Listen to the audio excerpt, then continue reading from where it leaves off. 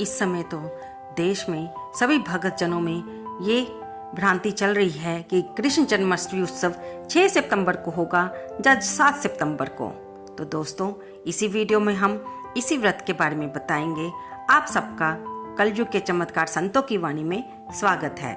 हिंदू धर्म में श्री कृष्ण जन्माष्टमी का त्योहार पूरे धूमधाम से मनाया जाता है। आइए जानते हैं कि ये 6 सितंबर को होगा या 7 सितंबर को। इस दिन भगत जन व्रत रखकर भगवान कृष्ण के जन्म के बाद 12 बजे पूजा अर्चना करते हैं।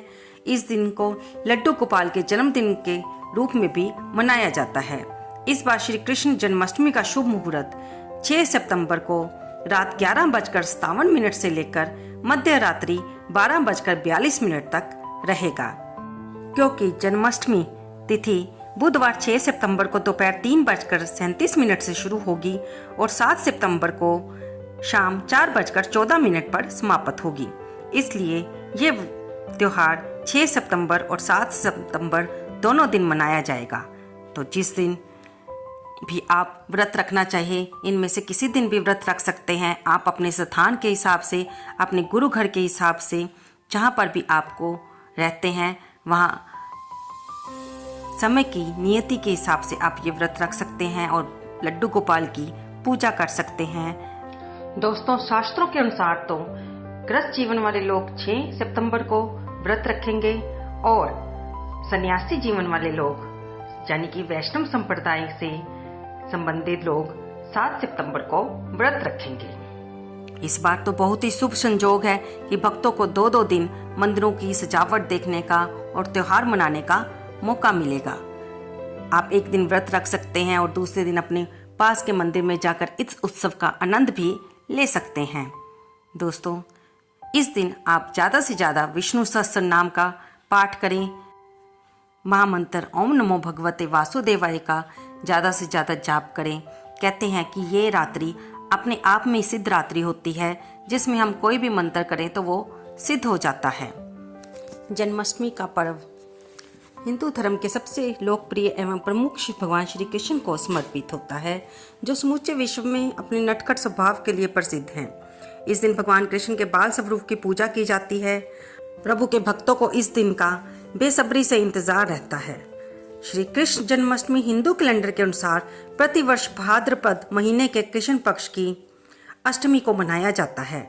श्री कृष्ण का जन्म मथुरा नगरी में दुष्ट राजा कंस के कारागृह में देवकी और वासुदेव की 8वीं संतान के रूप में हुआ था।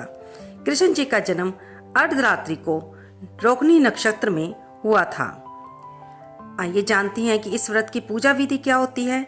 जन्माष्टमी के दिन अष्टमी के व्रत से पूजा और नवमी के पारण से व्रत की समाप्ति होती है।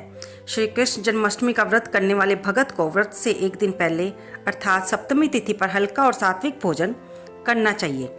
रात्रि को ब्रह्मचर्य का पालन करें और साथ ही मन और इंद्रियों को नियंत्रण में रखें।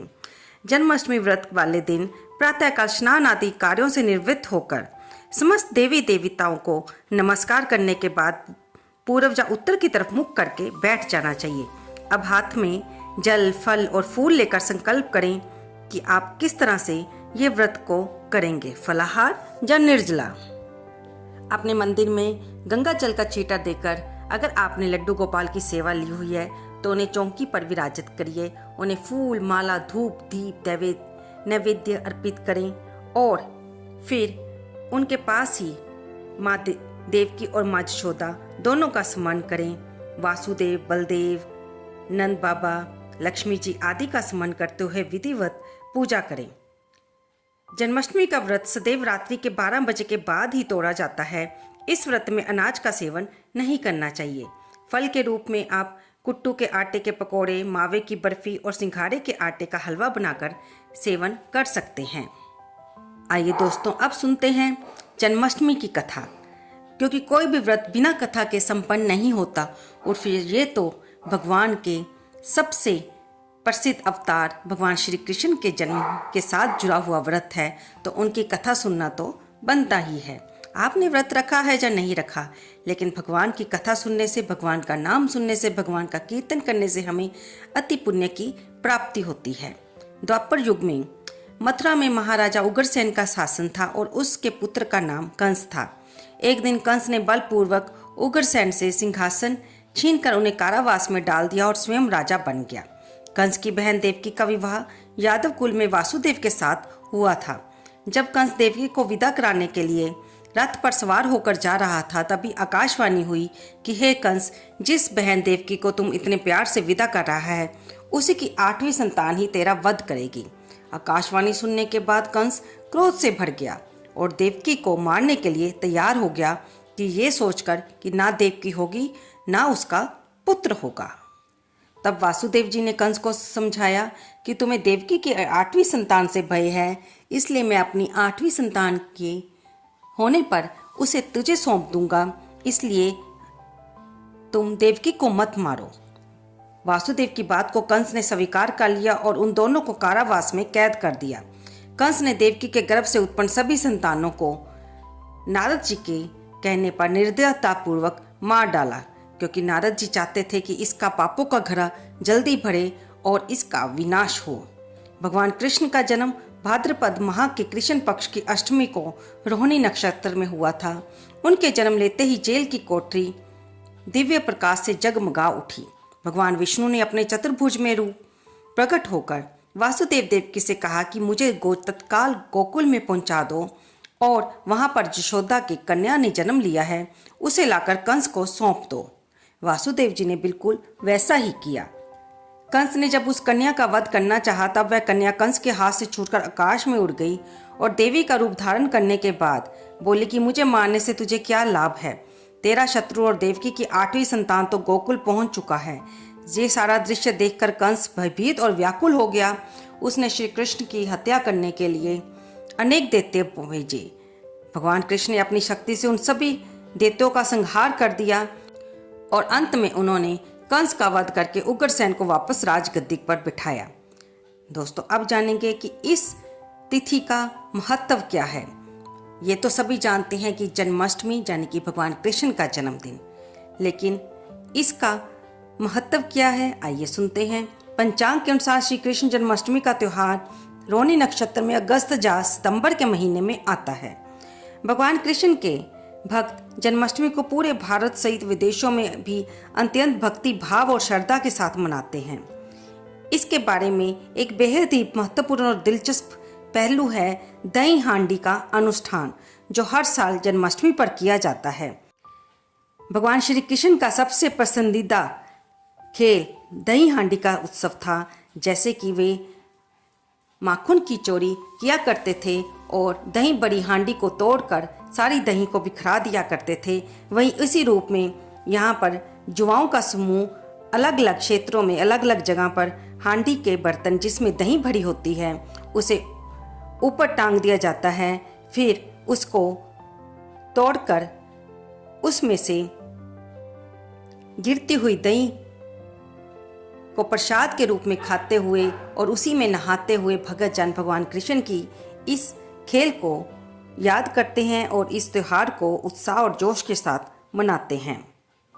यह त्यौहार मथुरा में बहुत ही बड़े स्तर पर मनाया जाता है, क्योंकि भगवान श्री कृष्ण का वह जन्म स्थान है। भगत जन व्रत रखकर घर परिवार की सुख और शांति के लिए प्रभु से प्रार्थना की जाती है। हिंदू धर्म में भगवान कृष्ण को जगत पालनहार भगवान विष्णु का अवतार माना जाता है, इसलिए यह पर्व बहुत ही महत्ता रखता है। भगवान श्री कृष्ण को प्रसन्न करने के लिए अनेक प्रकार के पूजन और भजन किए जाते हैं और देश भर के मंदिरों में विशेष सजावट करके भगवान के जन्मोत्सव को उत्साह के साथ मनाया जाता है। और मध्य रात्रि के समय भगवान के जन्म के समय सभी लोग मंदिरों में इकट्ठे होकर विशेष पूजा संपन्न करते हैं। इस व्रत में संतान प्राप्ति, आयु और समृद्धि की प्राप्ति के लिए ये पर्व विशेष महत्व रखता है। आपने व्रत रखा है या नहीं रखा तो भी इस वीडियो में भगवान श्री कृष्ण की कथा को अवश्य सुने। मंदिर में जाके भगवान कृष्ण के भजन कीर्तन में आनंद लें। रात्रि को भगवान के जन्म के समय वहाँ पर उपस्थित रहकर इस अनुपम दृश्य के साक्षी बने और भक्तों की उत्साह का आनंद लें। आपको ये वीडियो कैसी लगी कृपया इसे लाइक करें, शेयर करें और कमेंट बॉक्स में जय श्री कृष्ण भगवान लिखना तो बिल्कुल ना भूलें। धन्यवाद दोस्तों। जाते जाते आपको ये बात बता दें कि इस बार श्री कृष्ण जन्माष्टमी पर दुर्लभ संजोग बन रहे हैं और निर्णय सिंधु नामक ग्रंथ के अनुसार ऐसा संयोग जब जन्माष्टमी पर पड़ता है तो इस खास मौके को गंवाना नहीं चाहिए। अगर आप संजोग से व्रत करते हैं तो 3 जन्मों के जाने अनजाने हुए पापों से मुक्ति मिलती है। इस तिथि और संजोग में भगवान कृष्ण का पूजन करने से भक्तों की सभी मनोकामनाएं पूरी होती हैं।